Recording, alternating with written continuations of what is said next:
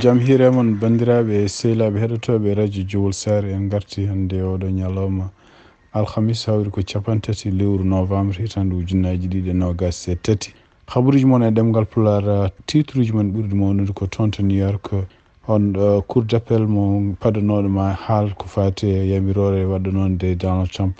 on haalluji won fotani haalde men wayno ɓe gartiri hande ñawore mabɓe hande toon to États-Unis yimɓe wiyeteɓe Black Lives Matter ɗum noon ko groupe cosanoɗo tande kanko George Floyd nde warande seppanno ɓelleɓe ne wayno ko won neɗɗo garɗo wi wonde koye ardi mum jeeya kañum hoore mum supporte Donald Trump ɗum noon waɗi kadi lurodiral hono kamɓe ardiɓe oɗo organisation taw ko organisation ɓelleɓe habaruji men international ma nawa en toon to Palestine sesel fo gasata ko ñande aljuma janggo 7h suba ko nandiral dañaka taw hakkude kamɓe Palestine naɓe e kamɓe kadi Israël naɓe pour yo guerre o continue dartinede hande habaruji men international ma nawa en toon to Niger famille Mohamed Bazoum gulditimo mbi ɓe jiyanimo guila octobre toon to Mauritanie e tugnadi kadi ko al akhbar windi hono yimɓe ɓe ganduɗa jiyanoma e vidéo ji ɗeɗo balɗe en tumno yimɓe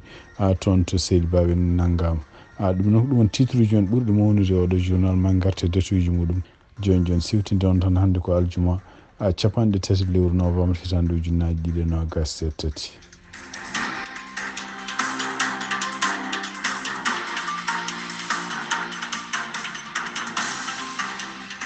bandiraɓe sehilaɓe heɗotoɓe radio Jowol Sare jaam hiire moon toon to New York hono kamɓe cour d'appel waɗanoɓe haalde ko fati e ñawore kanko Donald Trump walla yamirore nde ganduɗa juge goto mo New York yamirnomo wi wonde ko won haalluji won surtout haalde gueɗe patuɗo e ñawoji gonɗe tribunal mum walla kadi haalde gueɗe patuɗo enne yimɓe liggottoɓe ɗum noon ko secrétaire makko ko juge o ɗum noon ne wayno ko kanko Donald Trump ko kadnoɗo haala ɗum cour d'appel laarino semaine no wi wonde ko waɗi dartini ñawore nde walla dartini yamirore nde ha kañum koyen mbawa haalde yewtade ko woni ne wayno kamɓe koye mabɓe kamɓe juge uji ɓe ɗe tati ɓe mbawino kadi jokkodirde hono avocat Donald Trump e avocat ji laamu namdi kewɗe mbaɗanoma hen kono noon ko wawi wonde fof ene wayno ko ɓe garti hande rokkude kamɓe ko holko woni ñawore mabɓe e nder koɓe kaali ɓe mbi wonde ko sibabunde wonde ko ɗum ɗo ko ñawore pour protéger ñawore fof no foti wade hono Donald Trump won gueɗe ɗe fotani haalde hen ɗeɗon gueɗe kadi ɗe haɗaɗe wona kadi gueɗe ɗe ganduɗa ekkene e bonna hunde ko wawi wonde fof e campagne makko e kadi ala ko ɗum ɗon kadi ko bonnata ko mbiyata liberté makko d'expression haalde ko yiiɗi foof ko wawi wonde fof ɓe garti ñaworde nde mbi wonde kono juge gonɗo toon to New York mbiyata Arthur ko yamirno ko ene wayno ɓe gartiri ɗum place muɗum donc ene wayno oɗo saha joni hono kanko juge o ari kadi toon to tribunal o wi wonde ko o famno yimɓe tan wonde ko ñawore nde wonno walla yamirore nde wonno e Donald Trump ono kanko juge biyeteɗo Arthur Angoron o wi ndeɗen ñawore ene wayno artiri ɗum noon ko kala ko woni e tribunal makko ma o continue rende ɗum e kadi kala ko viola hen e ko wayno ko kala yamirore makko ko sala hen kanko wara mo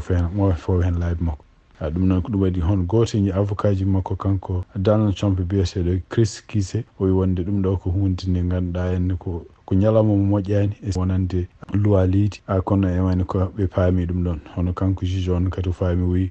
no paamirɗon ni ko noon tan wonirta ko wawi wonde fof en wayno ɗum ɗo kadi ko gueɗe ɗe bellani wonandemo kanko Donald Trump hande toon to États-Unis hono kanko biyeteɗo Mark Fichier e ɗum ɗum o jeeya ko toon to wiyete Rhode Island e kanko kadi mo wi wonde komo jeeya yimɓe sosɓe fedde wiyetede Black Lives Matter tinde on tan kone kanko George Floyd nde o warande a wiya wonde ko ɓeɗo yimɓe ne wayno gumminon ɓalle ɓe mbaɗi oɗo mouvement Black Lives Matter ɗum noon ene wayno ko wiide wonde ko teddinde gurdam ɓalejo ɗum noon ko ene wayno ko révolte wonno no kanko oɗo noon Mark Fichier ene wayno koye mabɓe jeeya ɗum noon yiyanoma ñanden kanko hoore makko mo critique parti démocratique e ko caggal muɗum kanko hoore makko jokkodiri Trump e nder ko yalti noon ɗum noon o haali ɗum ko toon to Fox News o wi wonde ko kanko ene wayno so Donald Trump ne wotane ko on o wotanta ɗum noon ene wayno ko o wi o représenté ko Black Lives Matter hono kamɓe noon ko ɓuuri hewde yimɓe joyaɓe toon Rhode Island kadi ko jeeyaɓe koye Black Lives Matter e mayno ɓe mbaɗi déclaration e mbi ko kanko wawa haalde e inde Black Lives Matter e kadi ala foof ko woni ko jokkodiri Black Lives Matter e kanko Donald Trump siftinde on tan ko Donald Trump ene wayni ko nde oɗo mouvement fuɗɗinde tan kanko woni laamu e kanko hoore makko o takkino Black Lives Matter o wi wonde ko yimɓe marxiste en ko yimɓe kadi fotɓe éliminede ko yimɓe waɗoɓe ko boni donc artude neɗɗo joni jeeyaɗo e Black Lives Matter wi nene supportam ɗum kadi ko hunde nde ganduɗa ene haawi yimɓe fof ko wawi wonde fof ene wayno ko yimɓe heewɓe mo ganduɗa ardiɓe oɗo mouvement kañumen koye men mbaɗi lettere walla mbaɗi konngol wiide wonde ko kamɓe ɓeeɗo en kamɓe Black Lives Matter ɓe supportani Donald Trump ɗum noon Donald Trump wonno koye profitde saabu yiyama oɗo saaha joni hono kanko kamɓe surtout ɓaleɓe leydi ndi e surtout wonande sukaɓe puɗɗima wonde wasde welede ko président Joe Biden laamu makko gueɗe ɗe waɗata ɗe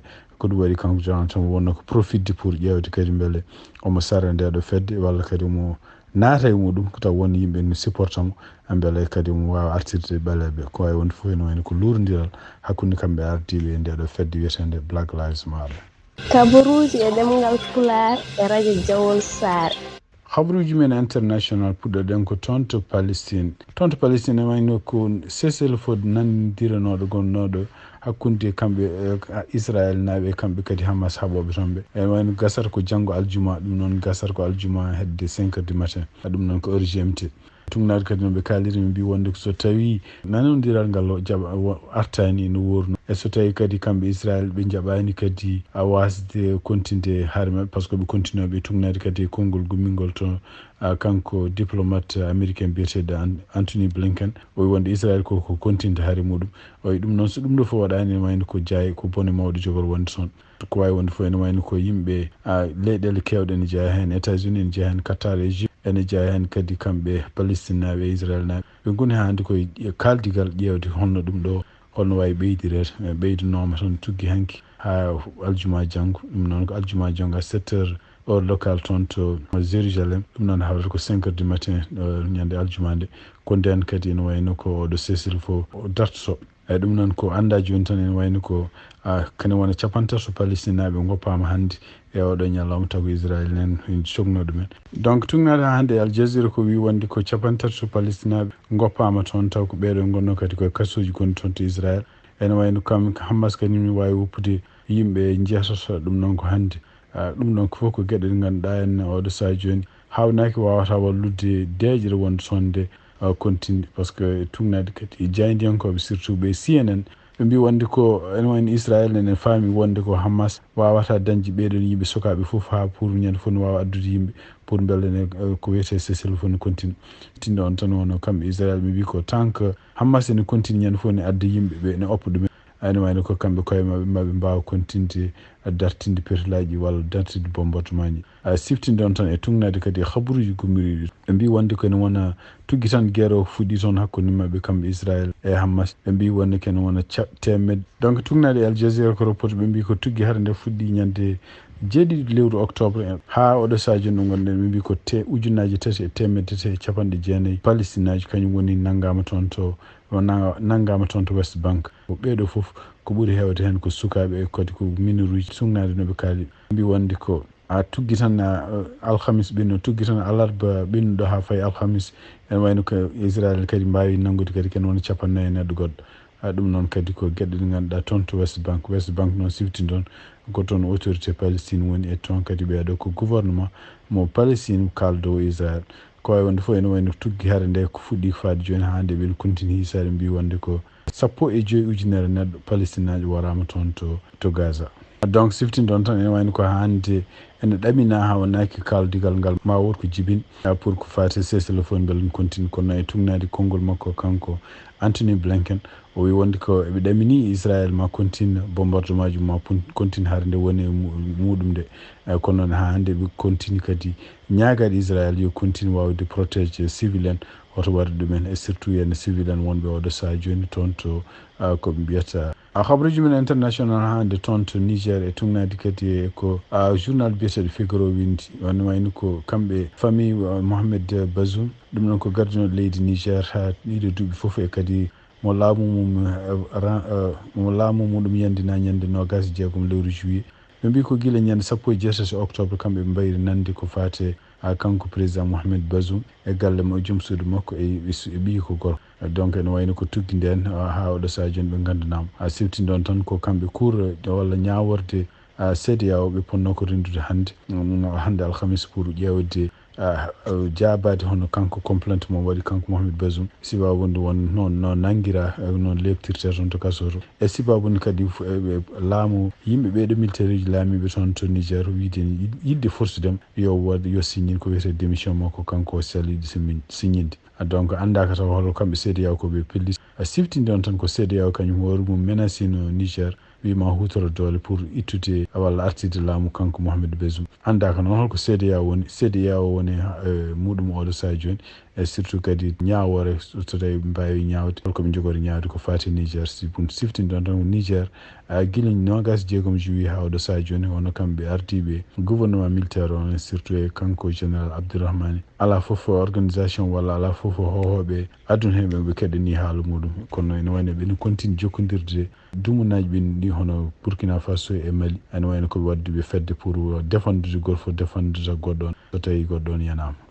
habaruji men international cakkitorɗen ko toon to Mauritanie tungnadi kadi journal biyeteɗo Al Akhbar hono kamɓe police Mauritanie ɓe mbawi nangude yimɓe toon to Guidimaka ɗum noon kadi sehlibaɓe Guidimaka noon woni ko banggue worgo leydi ndi ɓeɗon yimɓe kadi ko yimɓe tuumaɓe ene poste yimɓe walla gadda yimɓe ene tumna ɗumen ene mbatta ɗumen diine chrétien ji ɗum noon kadi ene wayno ko bonnude affaire kala ko fati islam toon to Mauritanie ɓe nanga ko hande ñalawma alhamisa to ene wayno ɓeɗo fof nanguira ko sibabude vidéo ji ɓe mbaɗino ɗum vidéo ji jaltino wonde ne kolla ɓe tumna yimɓe ɓeɗo ko yimɓe takkaɓe taw ko gouvernement Mauritanie takki ɗumen ko yimɓe waɗɗoɓe hunde lutodirɗe e islam siftinde on tan no Mauritanie ko leydi mbiyetedi ko 100% yimɓe temedere sur temedere won toon fof ko julɓe kono noon gueɗe baɗe ni henna ko hunde woni la première fois d' abord yimɓe ne jalta e vidéo ji ene tumna yimɓe walla ne mbatta ɗumen diineji goɗɗi walla kadi ha jomumen ne nangue sibabude tumni woni yimɓe itti ɗumen e diine islam fatu ɗumen diineji goɗɗi cakkitorɗen habaruji men koko fate weeyo tumnade kadi gomu toppitide ko fate weeyo e surtout e diwan Cincinnati mbi ko toɓoji ma toɓe jamma he ɗum noon ko tugui tan 4 du matin ha yetten ma janggo aljuma kikiɗe e kadi à partir de 1h tugui tan 1h ha yettanma 3h mango ustu seeɗa kono noon caggal muɗum kadi mango artu toɓo ngo noon ma heew no fewi tugui tan 5h du matin ha yettanma hedde 10h du matin janggo aljuma ɗum noon onon wonɓe e laabi ndenɗen ko ɗi habaruji min jogon noon hannde e ɗemgal Pulaar sifti noon tan hannde ko aljuma hawri ko 3 lewru novembre hitande ujunnaji 2023 yen mbaali jaam on jarama